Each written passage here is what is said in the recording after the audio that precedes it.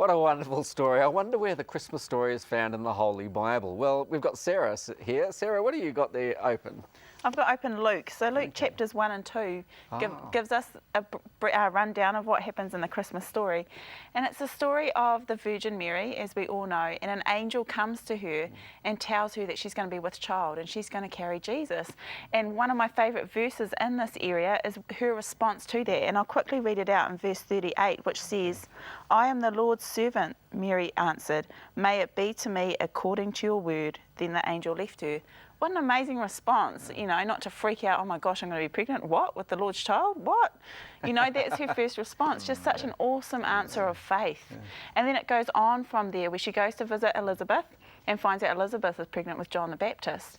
And there's such a connection there. And then, of course, she goes back to Joseph and they get married and they travel because to be safe from back to his homeland. And that's where Mary has the baby.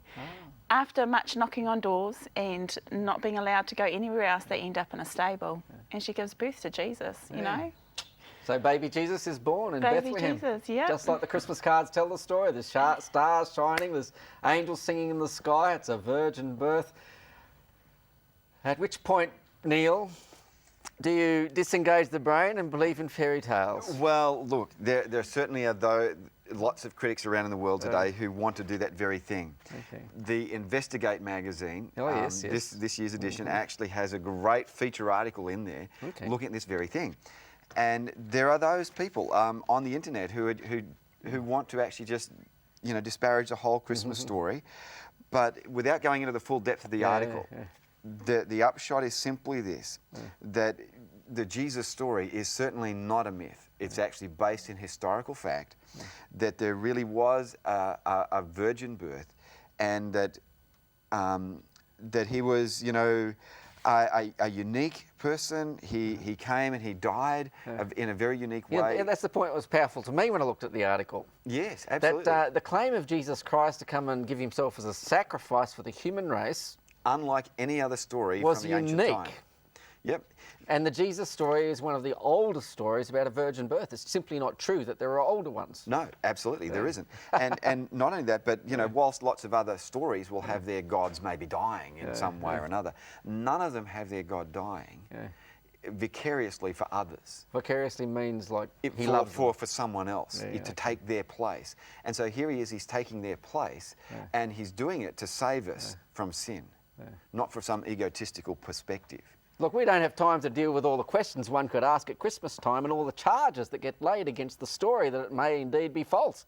But I couldn't recommend more highly that this Christmas, if you want to check it out, go and get it in Investigate magazine. Absolutely. It's a great read, and they've got a great offer in there as well. But we only got 2 minutes left in our Christmas show here. But, we do. And let me just read this to you, because I think this is a great text from the Isaiah chapter 9 and verse 6. "For unto us a child is born, unto us a son is given, and the government will be on his shoulders, and his name will be called Wonderful Counselor, Mighty God, Everlasting Father, Prince of Peace."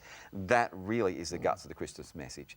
That God entered our world, he came here as a son, and he really is all of those things. And that was predicted 600 years before he came.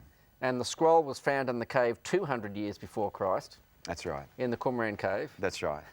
And so Jesus came and fulfilled those very words to the letter. It's just awesome. It really is. There's no better word. And it really is good news. Okay, well, when we think about baby Jesus born 2,000 years ago, the truthfulness or whatever of the story, but the fact of the matter is, if that's all there was to the tale, well, what do we have at Christmas time? Celebrating a baby?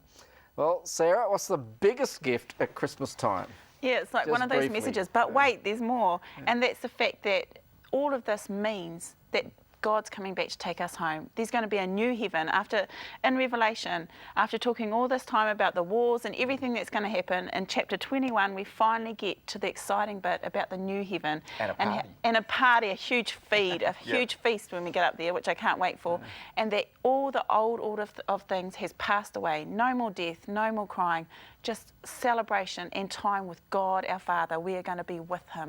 Okay, see, the whole point of the Bible story is that paradise was lost, that Jesus was born as a baby to do what?